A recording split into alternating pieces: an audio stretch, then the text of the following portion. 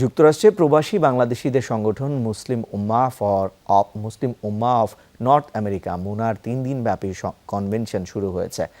Philadelphia অঙ্গরাজ্যের Pennsylvania convention সেন্টারে শুক্রবার শুরু হয়েছে অনুষ্ঠানের ষষ্ঠ আসর। করোনার কারণে গেল 3 বছর বন্ধ থাকার পর আবারও সংগঠনটির সম্মেলন অনুষ্ঠিত হচ্ছে। এবারে প্রতিপাদ্য আল কুরআন গাইডেন্স ফর হিউম্যানিটি উদ্বোধন করেন মুনার ন্যাশনাল প্রেসিডেন্ট হারুনুর রশিদ, পরিচালনা করেন সেক্রেটারি আরমান চৌধুরী। বিভিন্ন দেশ থেকে এতে অংশ নেন বক্তারা। বক্তব্য রাখেন মোহাম্মদ জুলকারমিন, জিহাদ আওয়াদ, ডক্টর আইমেন হামাস, কুসামা জামাল সহ আরও অনেকে। এখানে ইন্টারন্যাশনাল স্পিকার আছেন, ওনারা বিভিন্ন ভাষায় যার যে ভাষায় পছন্দ হয় সেই ভাষায় এখানে আপনারা সূচি দেখে ওইসব রুমগুলোতে গেলে আপনারা আপনাদের অনুষ্ঠানগুলো শুনতে পারবেন।